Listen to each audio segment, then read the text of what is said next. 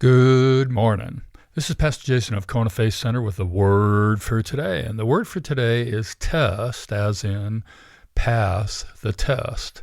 The verb here implies approval of something as a result of careful examination. Whoa! God carefully examines us. There is also the implication of a clear standard of judgment. Gosh, I wonder what that is. Jesus! And in this case, the reliability of Paul and his team. So the question is, did they faithfully carry out and deliver the vital message? Were they trustworthy? The idea here is that God examines the motives of our heart.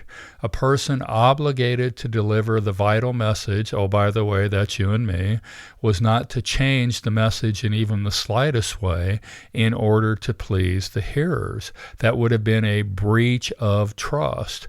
For Paul, it was either or. Either please God or please men, and let me make a suggestion, choose please God.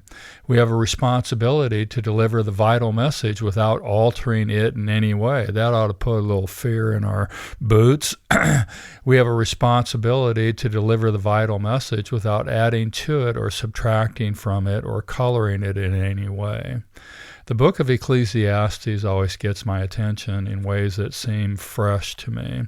Today, the admonition to limit my words, not to talk too much, seems to go hand in hand with pass the test. Speak what the Lord gives me to speak without adding anything to it. This is difficult at best, and it takes serious effort. Paul gives us the solution at the end of the chapter today. Receive the word for what it truly is, God's word, and let the word work in us because we believe in it. Add faith to the word. I read that someplace. I think pass the test is supposed to be a lifestyle and not an event. Every day I have opportunities to say what God is saying. In fact, making daily confessions of His word, of His promises, is a great idea. But where the rubber really meets the road on passing the test is, do I say what God is asking me to say when the pressure is on? Do I try to please people, or am I trying to please God? In context, Paul writes it's one or the other. Now, there are other tests that we must pass, but living to please God seems to cover them all, which is why Paul writes, nurture the people God sends my way.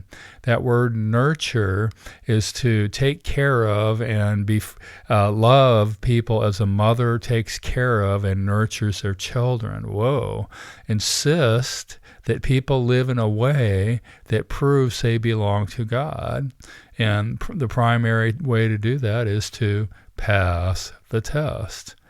And if you've passed the test, then you have another obligation. Help others to pass the test. The word for today is test. Pass the test today.